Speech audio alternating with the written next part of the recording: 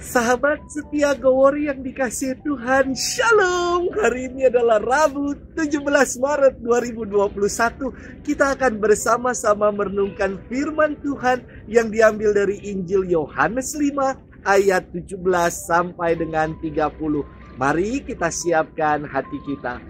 Terpujilah Kristus Tuhan, Raja mulia dan kekal. Akulah kebangkitan dan hidup, sabda Tuhan. Setiap orang yang percaya padaku akan hidup, sekalipun ia sudah mati.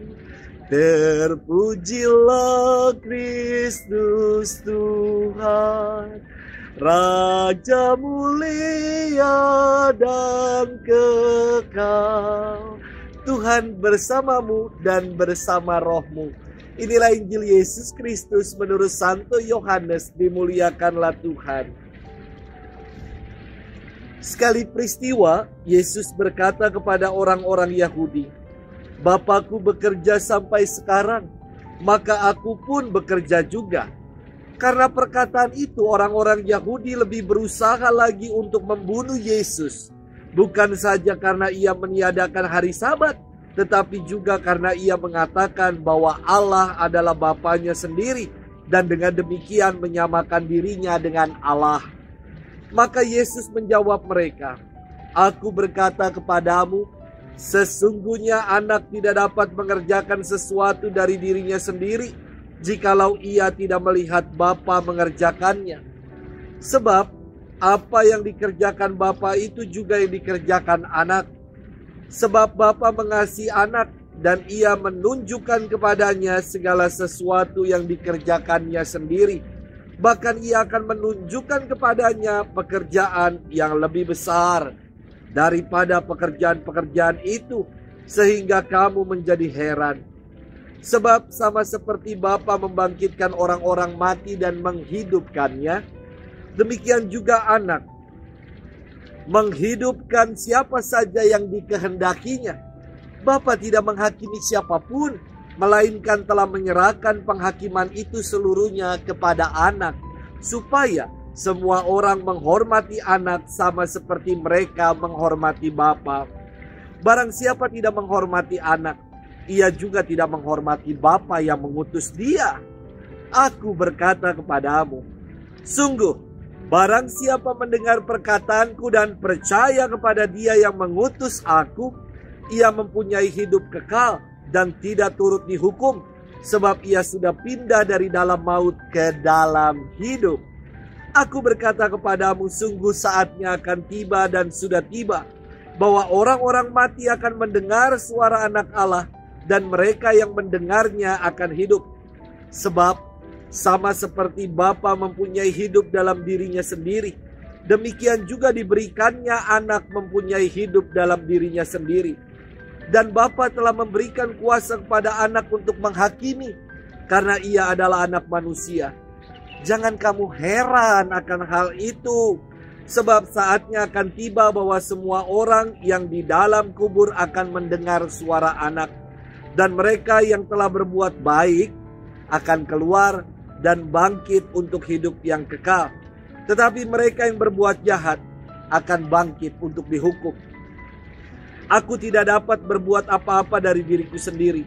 Aku menghakimi sesuai dengan apa yang aku dengar, dan penghakimanku adil.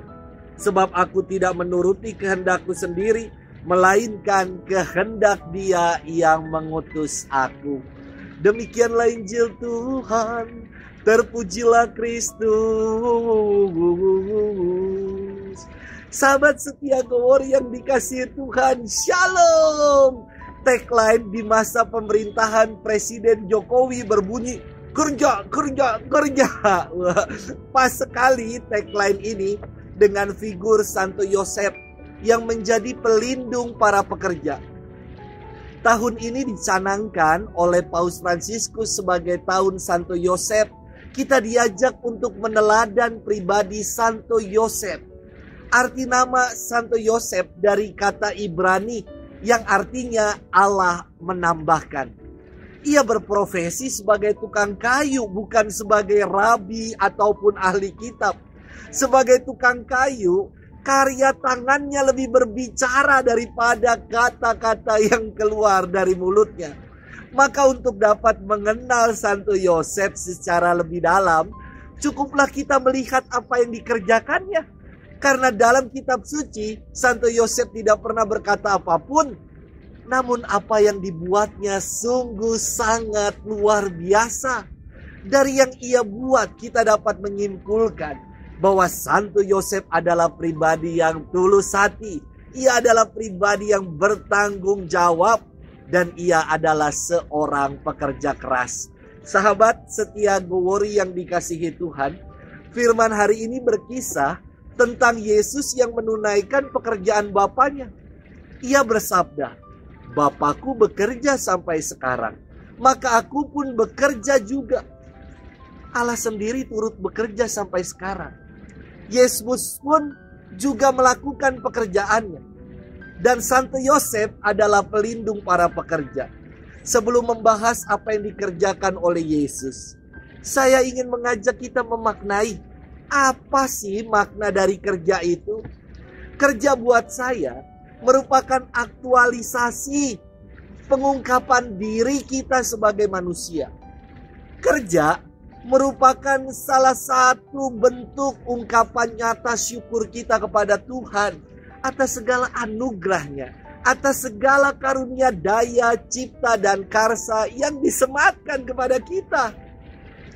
Maka kerja disebut juga sebagai ibadah. Kita bekerja untuk mempertegas identitas kita sekaligus sebagai ungkapan syukur kita kepada Tuhan. Maka saya tuh agak risih dengan sebutan generasi mager, males gerak, generasi rebahan. Karena menegasi atau menyangkal identitas sejati manusia dan menunjukkan keengganan untuk bersyukur. Sahabat setia Gowori yang dikasihi Tuhan, kini kita mau beranjak pada pertanyaan, apa sih yang dikerjakan Yesus? Yang dikerjakan Yesus jelas melaksanakan karya keselamatan yang sejak semula dicanangkan oleh Allah. Ia datang berkarya dan mewarta untuk menyelamatkan kita manusia. Allah saja turut bekerja melalui Yesus. Jadi tidak ada alasan untuk kita menjalani hari-hari dengan bermalas-malasan. Yuk kita katakan, saya kerja buat Tuhan, saya kerja buat Tuhan, saya kerja di ladangnya Tuhan.